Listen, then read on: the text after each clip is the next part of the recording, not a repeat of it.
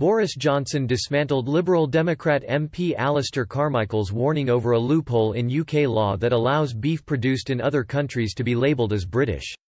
The anti-Brexit MP for Orkney and Shetland urged the Prime Minister to look at a loophole in British legislation that allows non-British beef to be labelled from the UK provided the product is packaged in the country. Mr. Carmichael warned, labelling legislation in this country allow beef from anywhere in the world to be labelled as British beef as long as it is packaged in this country. If the Prime Minister is serious about maintaining food standards, especially in light of any future trade arrangements, will he do something to close that loophole? But the Remainer MP's argument immediately backfired when Boris Johnson claimed the legislation must have been implemented to comply with EU laws.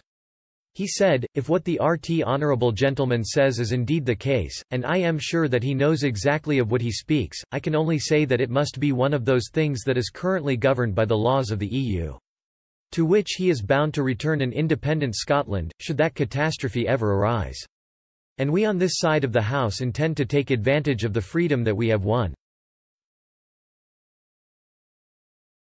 The freedoms that the British people have decided to take back to make sure that Scottish beef farmers do have the protection that they need.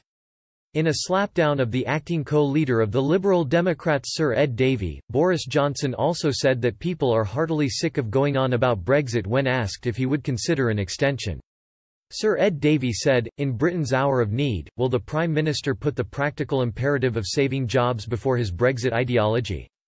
Rather than risking a bad deal or a no deal due to the deadline set before coronavirus, why doesn't the Prime Minister show some good old-fashioned British common sense, give our economy the chance to breathe and accept the EU's offer of a delay? Mr. Johnson responded, I think the people of this country are heartily sick of going on about Brexit and they want to get it done.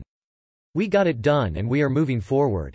The other point is when we come to the end of the transition period, we will be able to do things differently. We will be able to respond to our economic needs in a creative and constructive way. The clashes came as the Prime Minister said on Wednesday that a trade deal between the UK and Australia would bring the countries closer together than ever before.